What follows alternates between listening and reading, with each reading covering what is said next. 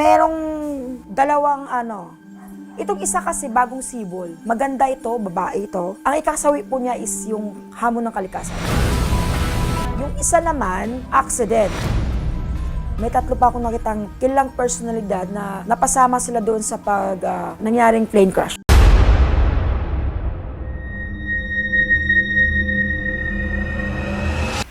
Hello po mga ka-PTV, sa video na ito ay tatalakayin natin ang nakakakilabot na prediksyon ni Madam Rudy Baldwin sa 7 artista na pinangalanan niya.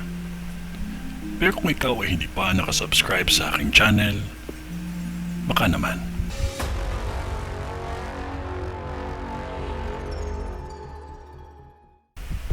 Ayon kay Madam ay ngayong taon ay ang may papasok na mga terorista sa ating bansa. At magpapasabog ito sa mga matataong lugar na magiging dahilan ng kaguluhan. Kaya pinapayuhan niya tayong lahat na magmaingat sa taong ito. Unahin na natin ang mga artista. Kim Chiu. Magkakaroon daw ng sakit ang artistang ito. Normal naman talaga sa mga tao ang magkakasakit kahit magmaingat pa tayo. Yung kay Kim kasi ay dahil sa stress at sikip ng dibdib niya. Sabi ni Madam, para siyang manika si Kim Chiu na dahan-dahan ng nauupos, na parang unti-unting nalulumpo. Parang isang manika na kapag ninadaan sa apoy ay hindi na pwedeng ibalik sa dati. At ito ay dahil sa sama ng loob. Napakahirap daw tingnan ni Kim Chiu na naka-wheelchair na para itong nakukuba. Catherine Bernardo. Ngayong taon, hinahabol ng enerhiya ng aksidente si Catherine. Lumalabas sa bisyo ni Madam ang numero na 17. Ito ang magiging bad luck niya. Pwede itong petsa, flight number, seat number, plate number, basta 1 at 7. Kaya pinapayuhan ni Madam na iwasan muna ito. Pagdating naman sa larangan ng love life, may isang taong binanggit, si Madam, na meant to be ni Catherine, pero hindi niya ito pinangalanan.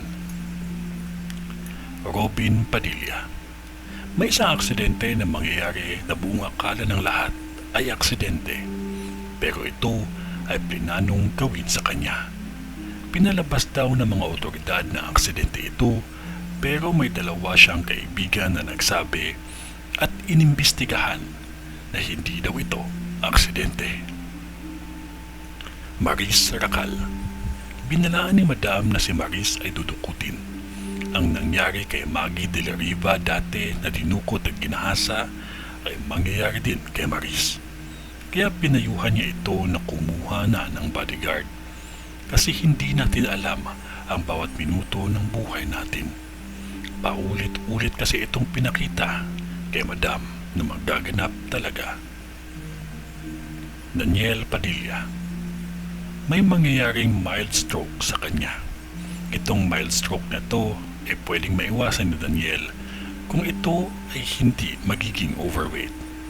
Kung napapansin na natin na bumibigat na at nahihirapan na tayong huminga, iwasan na po nating kumain ng madami. Pokwang. Huwag magtiwala kahit kanino. Parati magsarado ng pintuan kasi papasukin ka sa loob ng bahay at madadamay ang mga kasama mo sa bahay. Matinding tensyon ito para sa iyo, kaya maging maingat. Tether Ocampo. May aksidente na madadamay ka, kaya kumuha ka muna ng driver this year.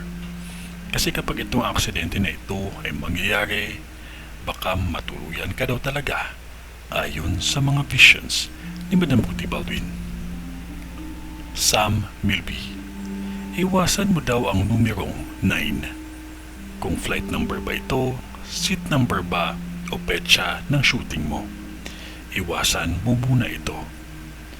Kung hindi ito maiwasan, tsak mapupuruhan ka sa taong ito. Sa ngalan ng Diyos Ama, ng Diyos Anak, at ng Diyos Espiritu Santo. Amen.